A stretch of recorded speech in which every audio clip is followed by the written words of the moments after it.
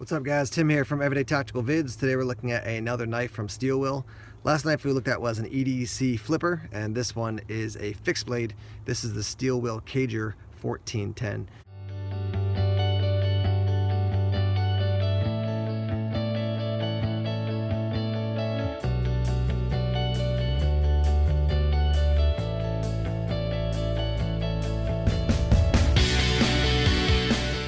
This is what it looks like in the box. I have taken it out and been checking it out a bit, but I want to show you what it actually looks like in the box. So a nice box, and when you open it up, the actual knife is going to be here on the top, little Velcro holding it in place. So undo that. That's what your blade looks like. Obviously we'll show you more up close shots of that, but there's a couple looks of the at the blade. Underneath here you've got your sheath, and then some paperwork, basically, you know, like it's been inspected, it's a good knife, everything's hunky-dory. So there's that. Let's take the sheath out here. This is Kydex with high ballistic, or with a ballistic nylon. So that's what that's going to look like. And this did come detached from the actual Kydex, so you do have to attach it, which I have obviously done already.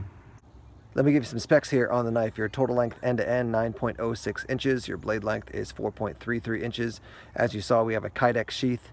G10 handles here, and D2 is the steel on the blade. Here's a real quick look at the knife end to end. See that swedge up top for the drop point, Steel Will. Here's your handles. Lanyard hole there. Some jimping up top. Jimping right up there on your thumb ramp. Nothing on the bottom. Coming back the other way, Cager 1410, D2, and there's your handle again. Here's what it looks like actually in hand, and I will tell you, as soon as you pick it up, your first finger and your thumb, they just fall like this. You're like, yep, that's how I want to hold it. So quite comfortable, and I mean, there's lots of positions you can hold it in, but naturally, this is the way I want to grab it, because it just feels really, really ergonomically proper, I would say, in this position. Like so. Here's a look at the knife in the sheath. There's the back side. Lots of slots and holes there, so you could put different webbing in there, or paracord to attach it to gear. You're going to loop your belt through here if you are wearing it on your belt, and this falls into their urban line as far as knives. This is the drop point. There is also a Tonto as well. 1410 is the number for this particular Cager. Let's show you what the sheath looks like on my belt. Here's a look at the knife in the sheath and on my belt, and basically you can run it through. There's also hook and loop closure, which I'll show you in more detail in a minute. I've got my shirt kind of pulled up like this so you can see what it looks like and how far down it drops. But if you drop this, there's a little bit of the sheath showing, but certainly not a ton. And taking it out, you're going to unsnap this and then draw the knife out. Here's a look at attached to my VanQuest sling bag. We've got the Molle on the back, and essentially what you have is where you're going to run your belt through is here, but you've got two straps of webbing, so you just loop it down through Molle. There's one slat, and then there's the other slat, and now this is attached to my gear. Now if I were to carry this around, I'd want to secure that bottom section as well, but it is certainly made to be able to attach to Molle webbing. I'll show you real quick. Here's what it looks like to take off. So unsnap this, and then just pull it out, and then re-snap these both into place. So just to say it again, you are running your belt through here, so you've got a snap and the hook and loop closure, but you could also just, you know, take these off like so to put it onto your belt. You don't have to remove your belt in order to put this onto your belt. Now the Cager is in the urban line from Steel Will, and when I think about a knife that falls into that line, I'm definitely thinking a multi-use, kind of jack-of-all-trades knife, good for utility, cutting, self-defense if you needed to move in that direction. So let's put this through the paces and see how it works. Start off with a little rope cutting.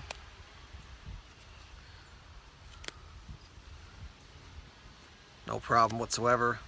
Let's double this up now. So there's twice over. Triple it up here.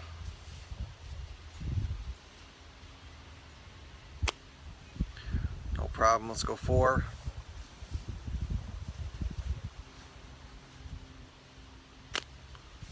Just for kicks, we'll do 5 here. 1, 2, 3, 4, 5. Let's do 6.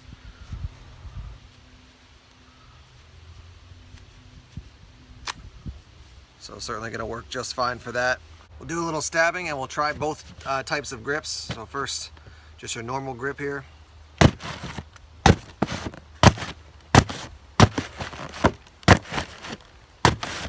Try the reverse grip.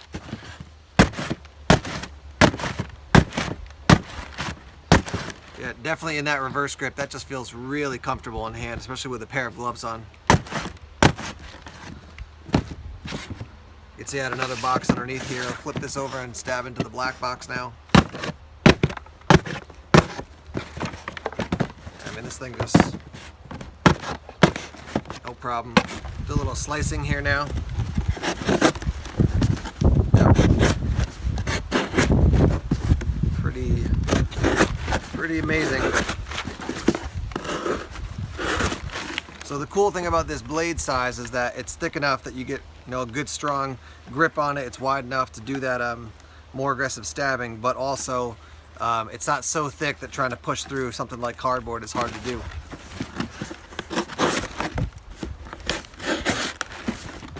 Obviously no problem for that whatsoever.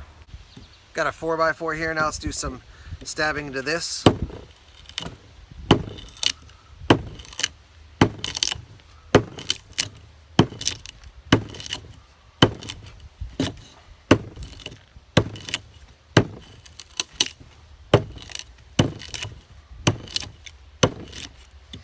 So that was again in the reverse grip. Flip it around here.